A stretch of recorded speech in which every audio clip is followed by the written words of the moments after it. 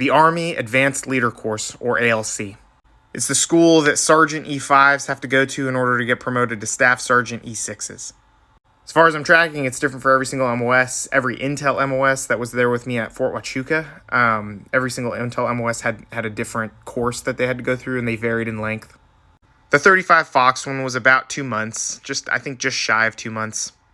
You stay in the barracks on the, in the footprint, right? Your classroom is super close to your barracks, like right across a parking lot. Most of the cadre while I was there were pretty great. Overall, it was a pretty decent school.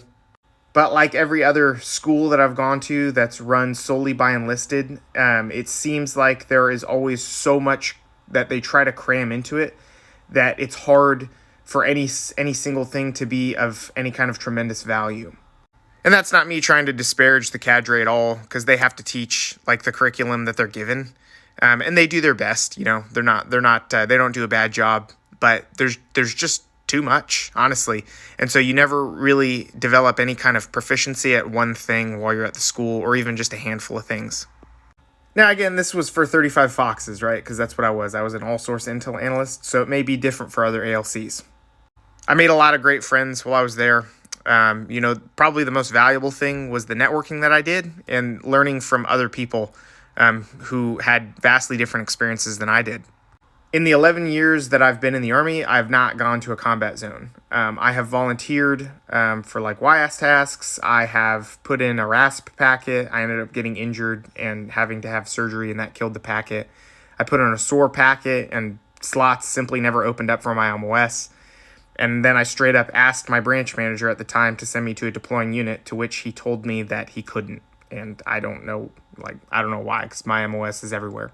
Or my MOS as an enlisted guy was everywhere. All that to say, the experiences that the guys who had deployed to combat zones, the experiences that they shared with me were pretty awesome. They were able to teach me a ton of stuff while we were in the school. I was significantly more proficient on things like physical security, information security, PERSEC, stuff like that, because that's kind of garrison tasks that you perform as a 35 Fox. Kind of lame, I know, but I mean, it is what it is. I've gotten good at it over the years because I've done it so much. But funny enough, the guys that have been deployed back to back, a lot of them were unfamiliar with how to operate like a TOC or an S2 section in like a field environment or a training environment in the garrison army. And let me tell you, I've spent a lot of time in the field. So it was pretty cool being able to pass that knowledge and information and some SOPs onto people. Let me know what else you guys want to hear about, because I'd love to make you more content like this.